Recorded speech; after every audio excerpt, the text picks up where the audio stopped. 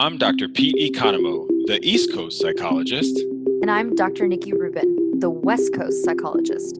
And this is When East Meets West. Well, here we are with one another of those tribute episodes. Hey, Nikki. Hey, Pete. Yeah, it's kind of, I was thinking how odd that we've just in such short succession lost another very wise, old, great teacher from the things that we talk about. And obviously today we're talking about Thich Nhat Hanh. Yes, and so Thich Nhat Hanh brings us some of the Eastern side of our East meets West. And what we're also referencing is our episode on Aaron Beck. And so today we're going to bring to you some of the legendary teachings and just the story of Thich Nhat Hanh, who recently passed away in 2022. And Nikki, of course, this was her brilliant idea. Just you're the brains. I don't know if that's true. Well, why don't you tell our listeners who he is, just very briefly, because I'm sure some people actually don't even know. Like when we're saying that name, they're probably like, who passed on? Who are we talking about? Well, I mean, he is a Buddhist monk. He's from Vietnam, and I think certainly in our description note we'll have a link to his to maybe to his Sangha, which is the Plum Village tradition. And so in Buddhism, which might be helpful for some listeners, so Thich Nhat Hanh is probably one of the most, I mean, probably second to the Dalai Lama, if not even, arguably above. But of course, in Buddhism, there are no rankings. Right. Correct. That would just be judgment. Kind of go against the intentions, right? It would go against the intention. And so, but yet he's that well known. I mean, he was certainly a scholar, a Buddhist monk. He was ordained at a young age, at age of 16. And, he really published, I don't know, do you even know how many books? I don't, but he's written, I recommend his books quite a bit to patients. Yeah, me too. Right. Yeah. Because, there's just sort of, I would say, he had a very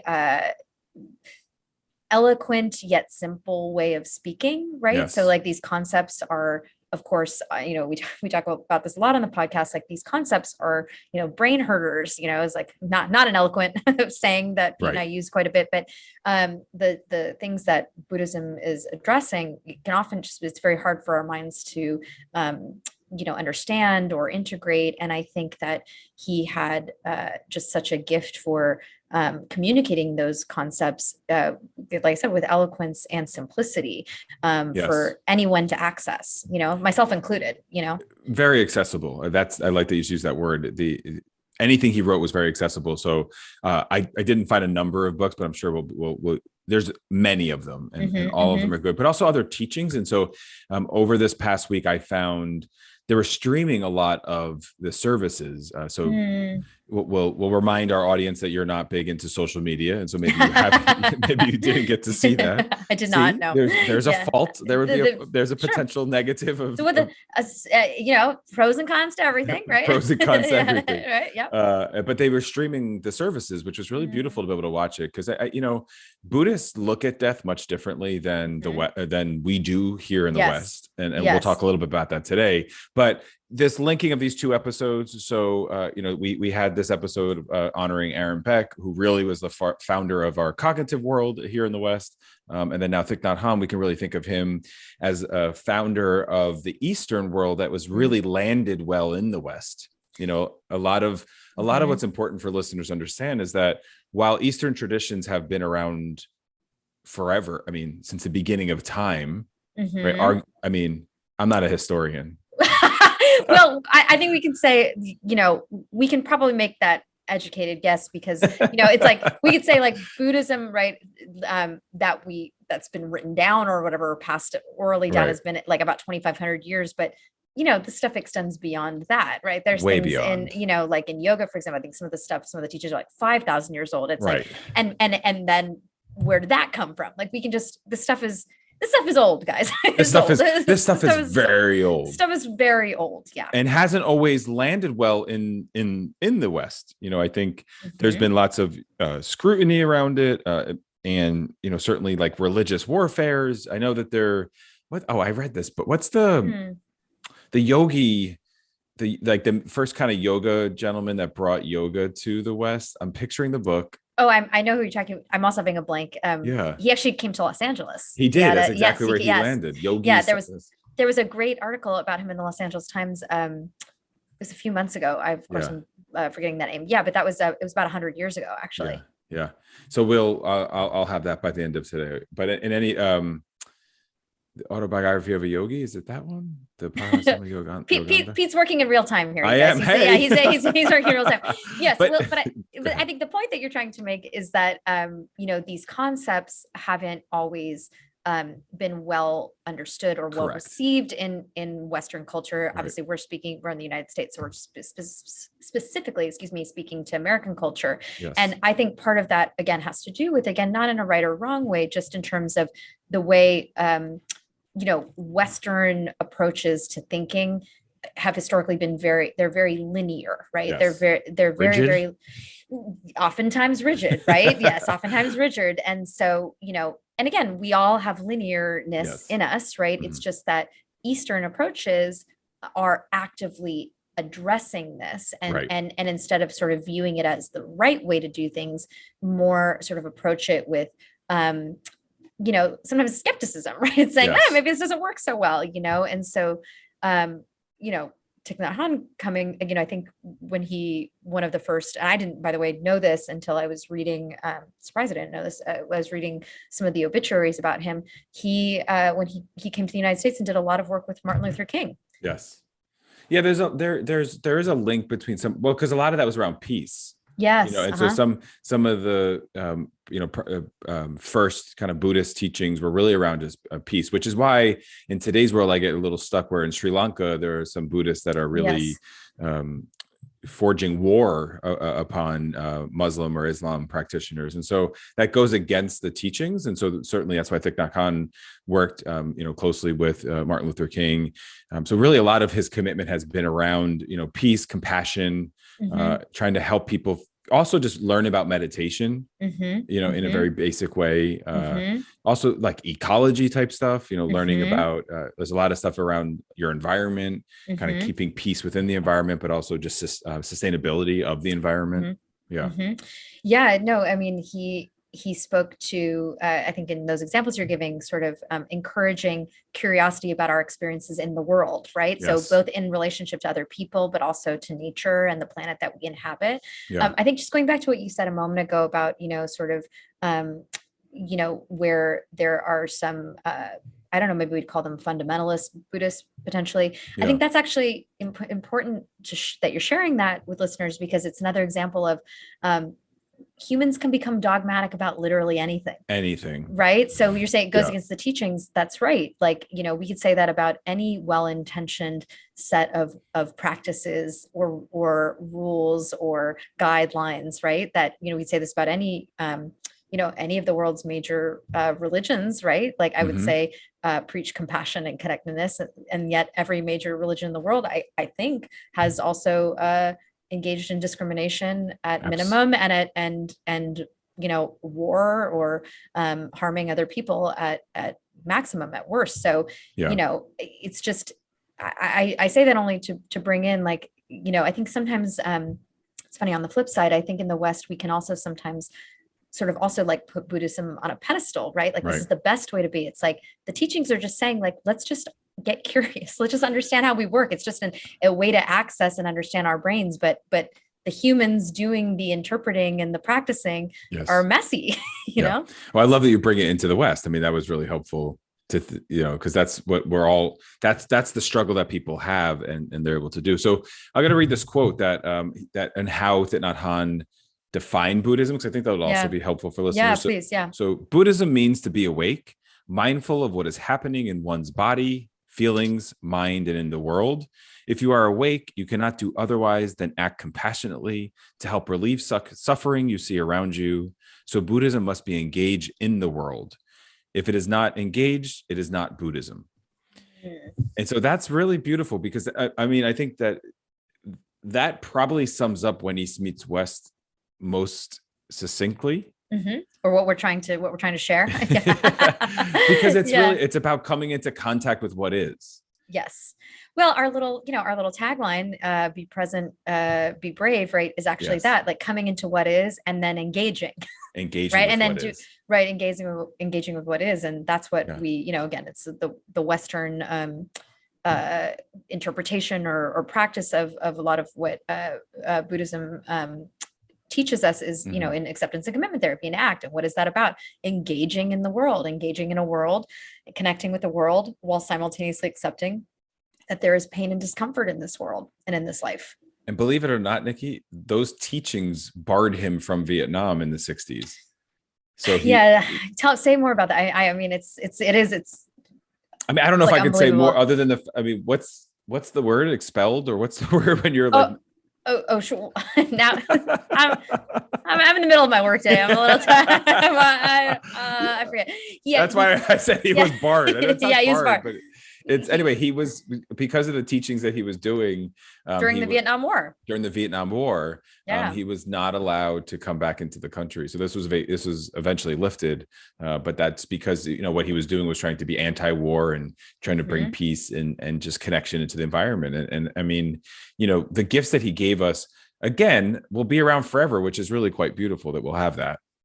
Yeah, and maybe that's an opportune time to talk a little bit about sort of how Buddhism understands or talks about death, and even how Thich Nhat Hanh did, because I know he wrote a book on this as well. Yes. Can you just share a little bit about that? Because again, I think it's important, since we're looking at it as he's died, he's passed on, but I think he might not have said it that way.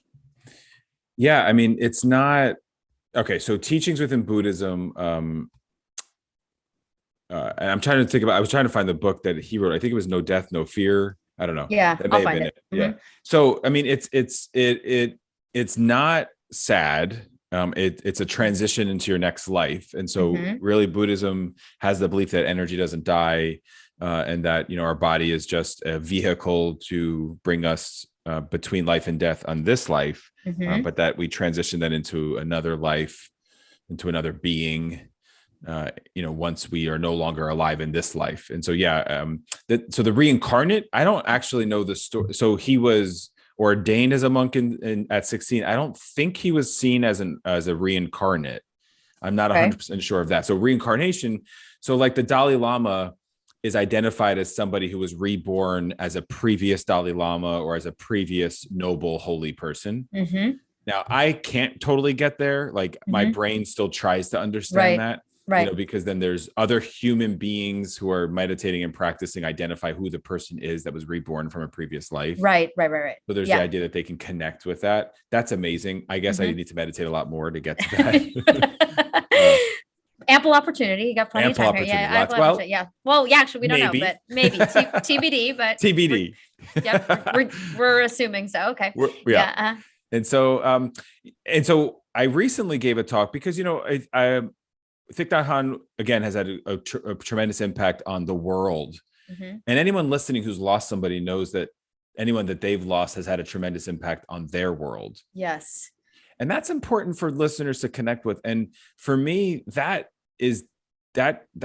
drives my passion to do this work, because all of us live holding on to something that we suffered from the past or worry about the future. Right. And that's like the underlying, tenet of mindfulness and how to live mindfully.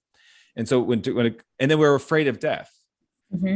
Eastern traditions are not afraid of death. And so frankly, his celebrations have been, ones of celebration. So they've just been honoring him. They've been meditating together, bringing gifts up to the altar. So the Plum Village tradition has really, done a lot just to celebrate, that life that he had in this body. Well, and I'll just add in, you wrote the book, you're correct. It's No Death, No Fear, Comforting Wisdom for Life. That's the title of the book. Yes. Yeah. Though, I will say, and again, I very much like the concept of transition and celebration, though I also think it's important, because a moment ago you said it's not sad. I think a lot of people might listen and go like, so there can be a judgment there. Like, so I'm not supposed to be sad, that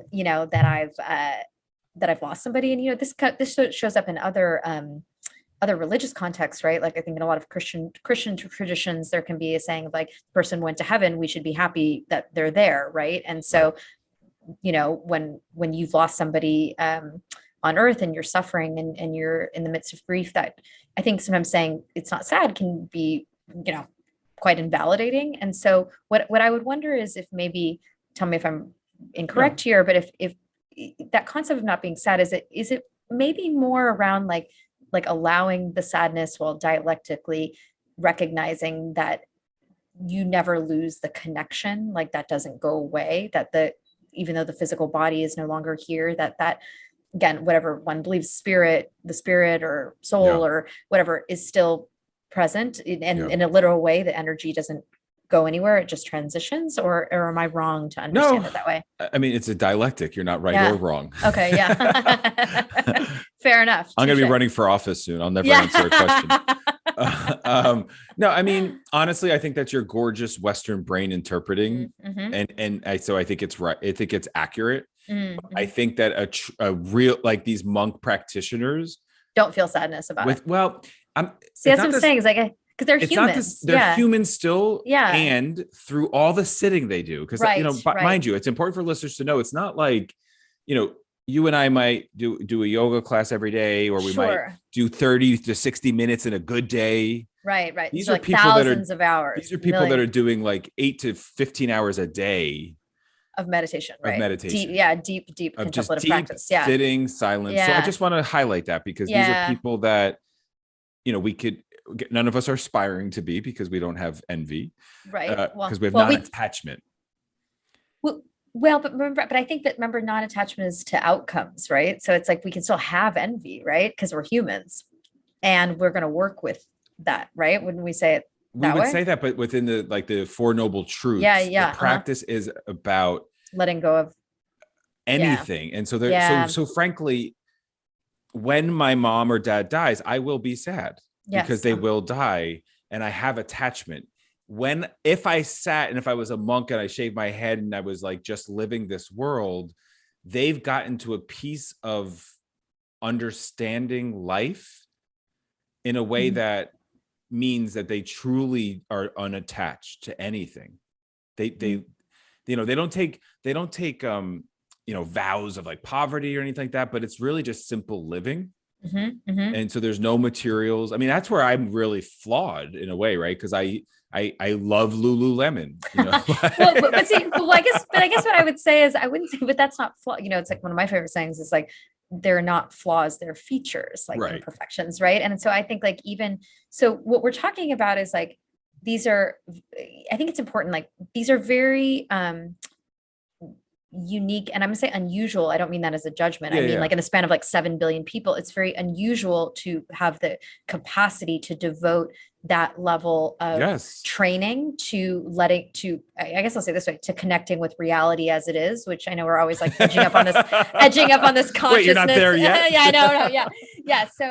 So I think that is, you know, so that's, I think what you're saying is really important to highlight, that, you know, that a lifetime of practicing these contemplative practices, sorry, I'm saying the word practice again, is going to impact one's experience of reality and understanding it. Though, again, I think we all have to be careful not to like then say it's just like we don't feel sad. It's like we're all like, we do feel sad. Like we're wired to feel sad. Like grief has a function, right? Grief connects us. And, you know, I think maybe my understanding, at least, I can only speak for myself, is that it's just an ability to also celebrate the transition, right? Like to not stay attached to the concept that our physical bodies, you know, they are not going to be here forever, right? They're temporary.